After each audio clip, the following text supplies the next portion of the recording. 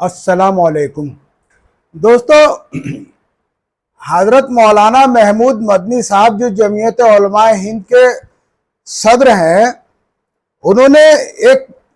Anchor Sushant सेना से interview में जो बातचीत की, वो बातचीत यकीनन इस बात की गवाही दे रही थी कि जमीयत को जो पहले से ये कहा जाता है कि वो एक पार्टी के विंग के रूप में काम करती है, और उसने कभी भी मुसलमानों को सही रास्ता दिखाने की कोशिश नहीं की, बल्कि उस पार्टी के जरिए अपना मकसद हल किया है। उसको उन्होंने साबित कर दिया जब वो सुशांत सिन्हा को अपना इंटरव्यू दे रहे थे। एक तरफ तो वो जहर से बुझा हुआ एंकर, और दूसरी तरफ महमूद मदनी साहब जो मुसलमानों के लीडर कहलाते हैं, दोनों अपने आका के इशारों पर एक नूरा कुश्ती कर रहे थे। और उसका सबूत यह है कि सुशांत सिन्हा ने जो जो इल्जाम असदुद्दीन ओवैसी पर लगाए, वो उसको सही करते चले गए। हालांकि बिल्कुल सब लोग ये जानते हैं कि जैसे कि इल्जाम लगाया उनके ऊपर कि 15 मिनट के लिए पुलिस हटा लो, ये बयान उनका कहीं से कहीं तक नहीं था, लेकिन क्योंकि नूरा कुश्ती थी इसलिए उन्होंने उस पर कहा कि साहब हम तो पहले से उनके बयानों की मुखालफत करते हैं। और एक बात जो उन्होंने सबसे ज्यादा खतरनाक कही, जिससे मुसलमानों में उनके लिए एक नफरत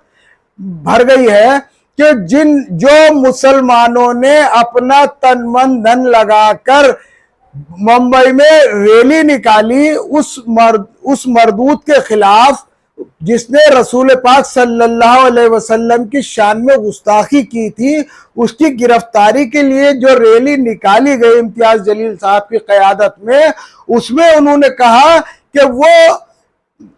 मुसलमान जो असदुद्दीन ओवैसी के साथ चलते हैं या उनकी जय जयकार करते हैं या उनकी क़यादत को मानते हैं, वो लोग पागल थे या बेवकूफ थे। तो यहां आप ये बात देखें कि जो लोग रसूल पाक सल्लल्लाहु अलैहि वसल्लम की शान में गुस्ताखी करने वालों के खिलाफ धरना प्रदर्शन कर रहे थे, रैली निकाल रहे थे, ये मौलाना उन्हें बेवकूफ बता रहे हैं, पागल बता रहे हैं। ये इनकी इस बात की दलील है कि इनके अंदर अपने आकाओं का कितना डर है, कितना खौफ है। जब इन्हें खौफ होता है तो ये आरएसएस के लोगों से मिलने पहुंच जाते हैं, जब इन्हें खौफ होता है तो ये कांग्रेस को छोड़ के लोकदल के राज्यसभा सांसद बन जाते हैं, जब इन्हें खौफ होता है तो ये मायावती जी से टिकट ले आते हैं, जब इन्हें खौफ अब सताने लगा तो अब ये किसी और पार्टी की तरफ जाने लगे, और इन्हें ऐसा लगने लगा कि असदुद्दीन ओवैसी साहब एक वो इनकी नजर में वो शख्सियत है जो जिसने मुसलमानों को बेदार किया है सियासी एतबार से, जिन्होंने मुसलमानों को बेदार किया, मुसलमानों में सियासत करने की एक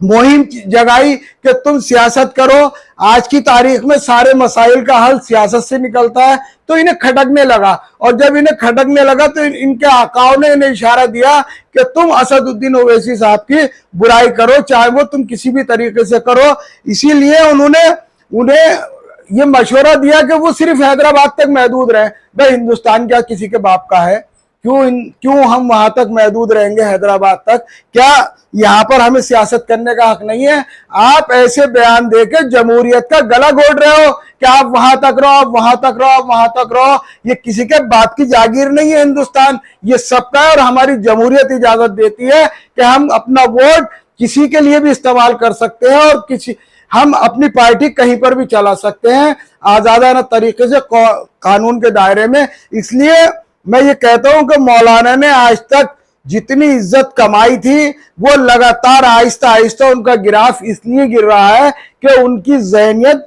गुलामाना होती जा रही है।